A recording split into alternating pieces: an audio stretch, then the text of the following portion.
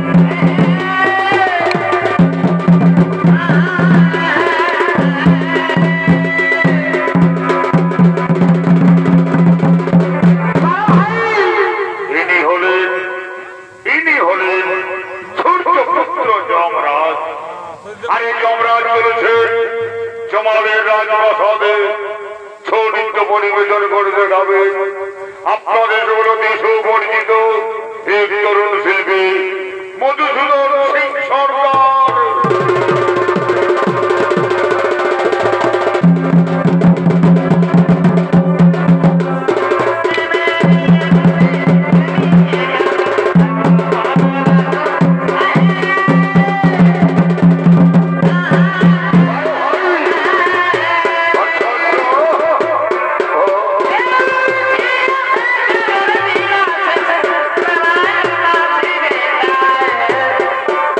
Bye.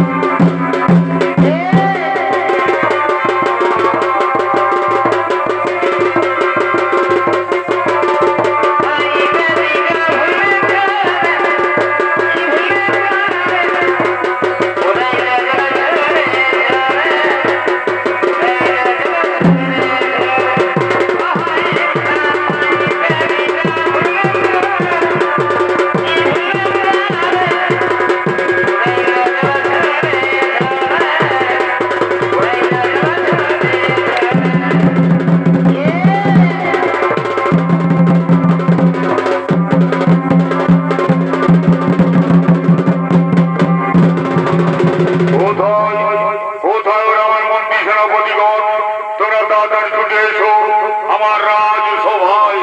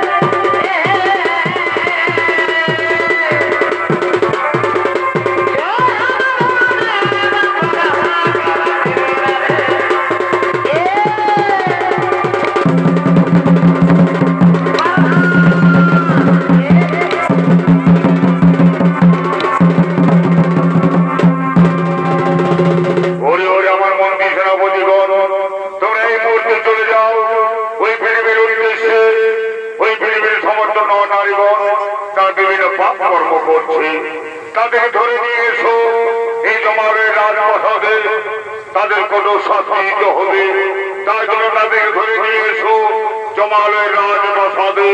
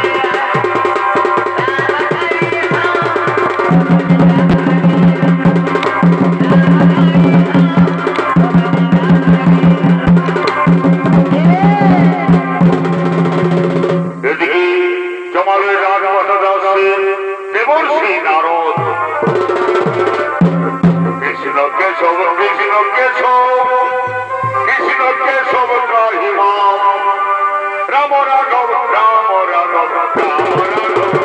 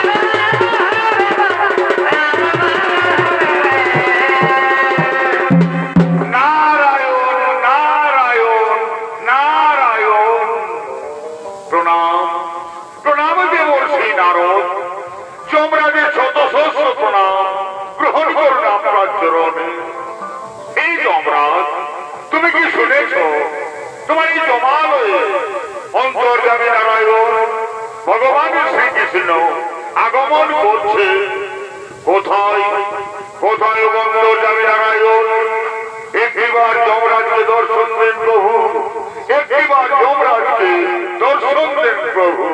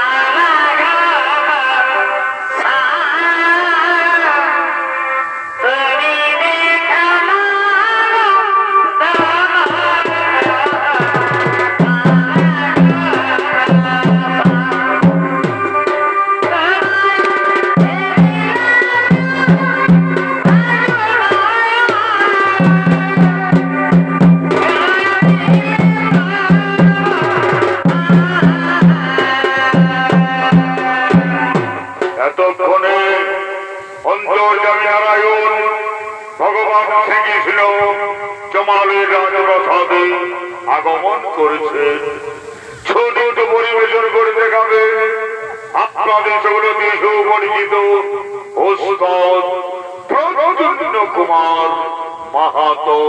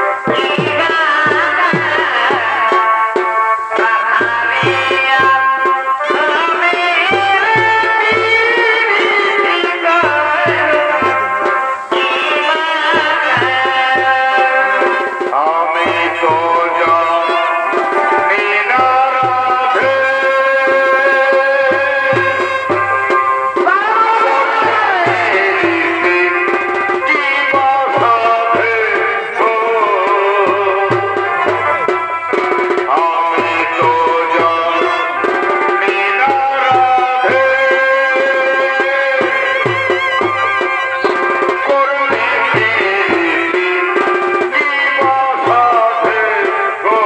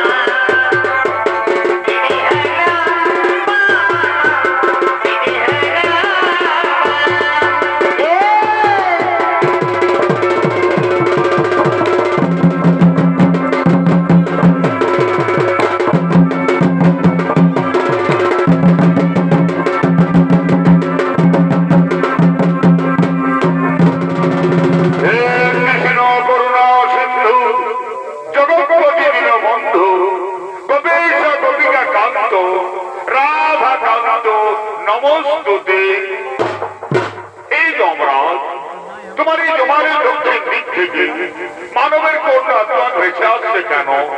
তারা বাঁচাও বাঁচাও বলে চিৎকার করছে কেন যমরাজ?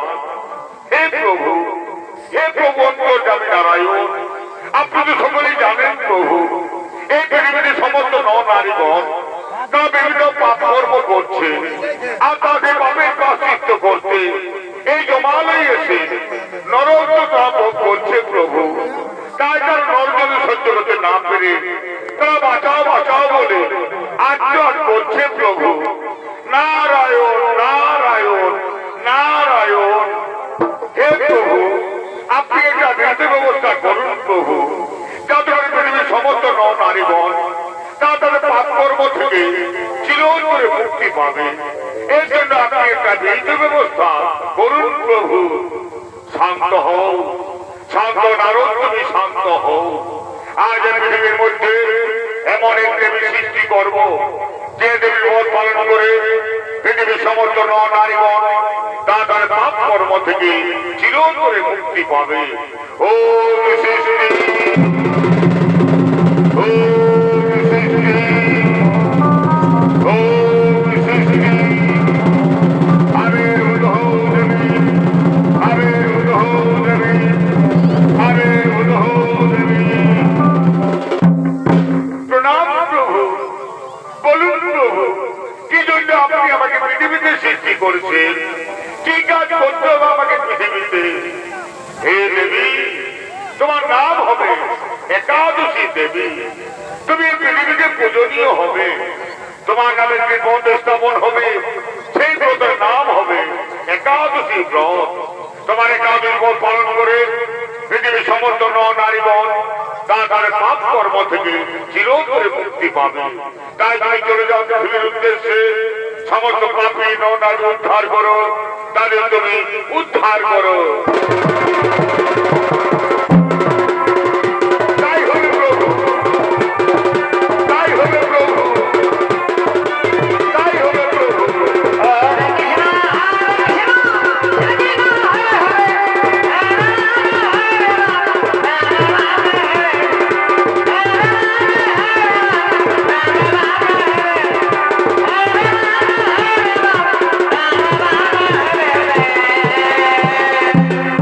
এদিকে জমালয় রাজপ্রাসাদে আসছেন পাপ পুরুষ।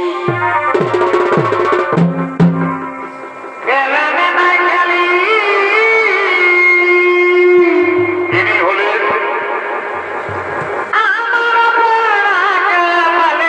পাপ পুরুষ।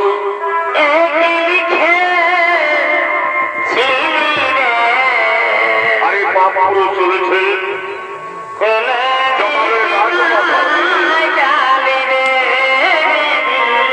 আরে পাপ পুরুষের ভূমিকায়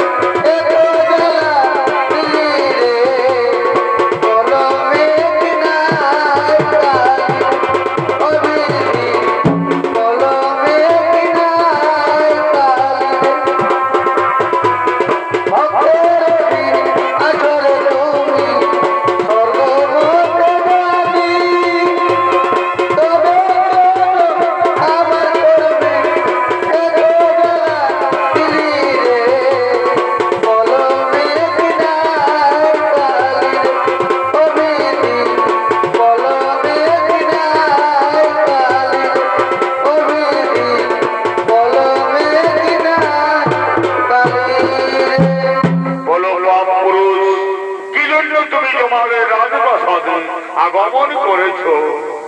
হে প্রভু, হে প্রভু অন্তর্যামী নারায়ণ, আপনি যেদিন থেকে পৃথিবীতে একাদশী দেবীকে করলে সেই দিন থেকে আমি কোনো পৃথিবীর নারীকে পাপে স্পর্শ করতে পারছি না প্রভু। তবে কেন আপনি আমাকে পৃথিবীতে সৃষ্টি করলেন প্রভু? কেন কেন আপনি আমাকে সৃষ্টি করলেন? শান্ত হও, শান্ত পাপ পুরুষ, তুমি শান্ত হও। তোমার ওই জায়গা হবে পৃথিবীতে। একাদশীর ব্রতের দিনে তুই পঞ্চশস্যের মধ্যে অবস্থান করবে। একাদশীর ব্রত পালন করে যা পঞ্চশস্য ভক্ষণ করবে তাদের মধ্যে তুমি কোটি কোটি পাপে প্রবেশ করবে, তাদের তুমি মহাপাপে গ্রাস করবে, তাদের তুমি মহাপাপে গ্রাস করবে।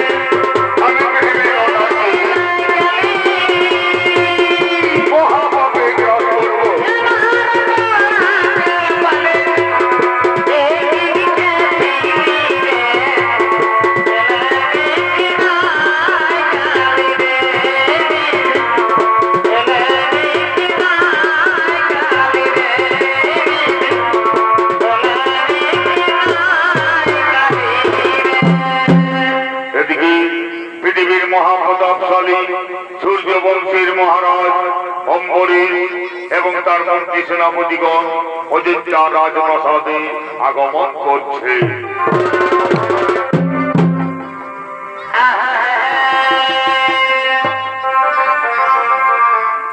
এখন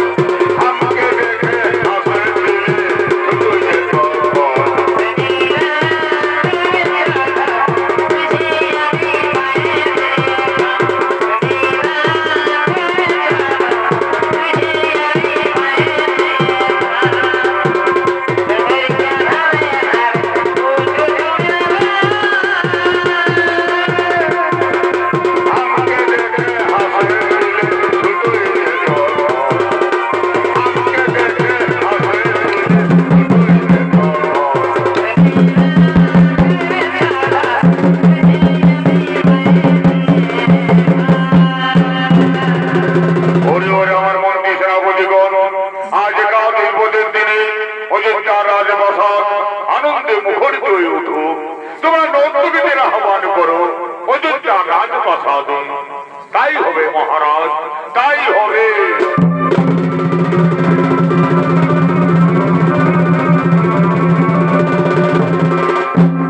এদিকে অযোধ্যা রাজপ্রাসাদে নর্তকীগণ আগমন করছে।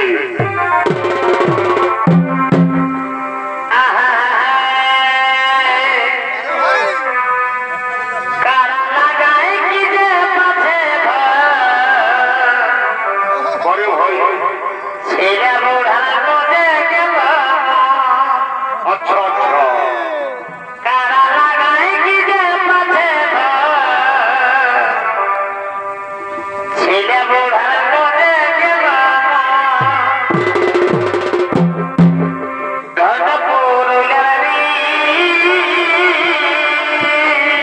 বড় ভাই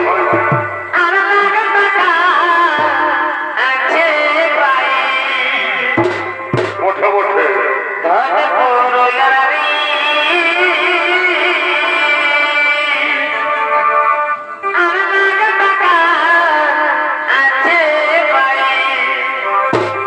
বড় ভাই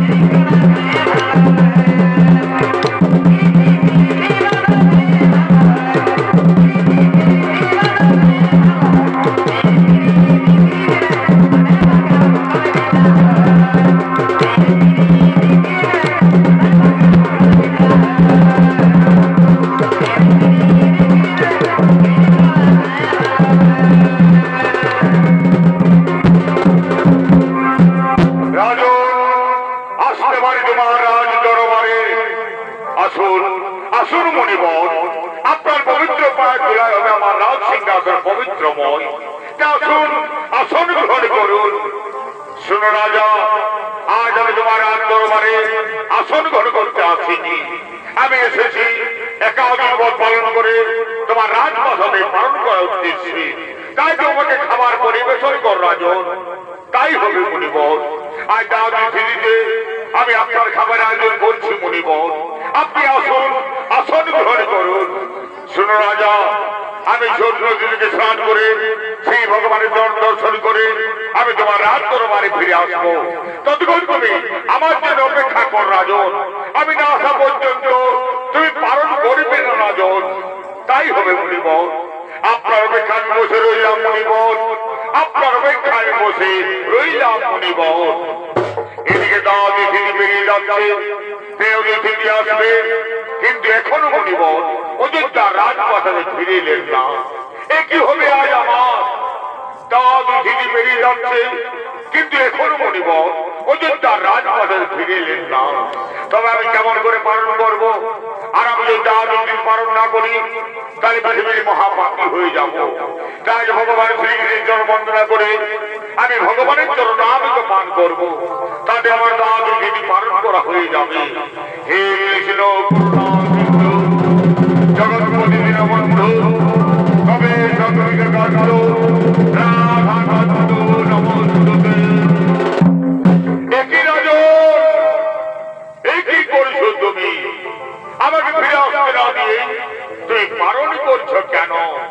হে মুনিবর, এই সময় আমার কাছে কোনো উপায় ছিল না মুনিবর।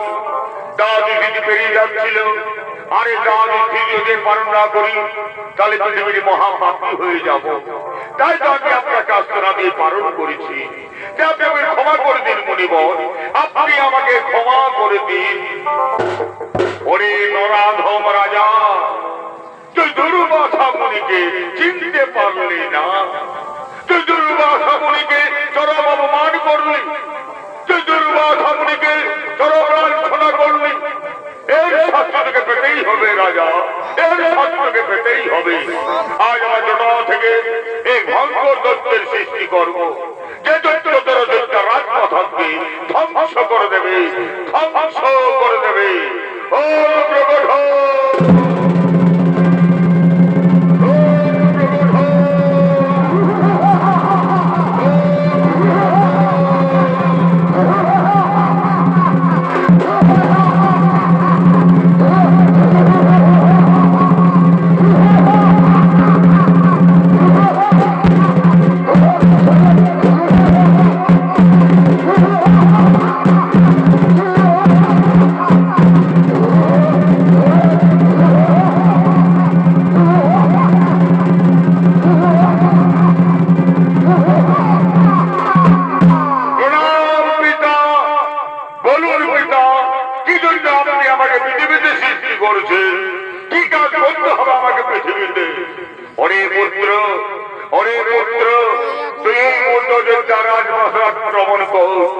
আক্রমণ করে করেছে রাজপ্রাসাদ, আমাকে অপমান করেছে রাজম্বরে। আমার অপমানের প্রতিশোধ দিতে হবে তোকে, আমার অপমানের প্রতিশোধ দিতে হবে তোকে।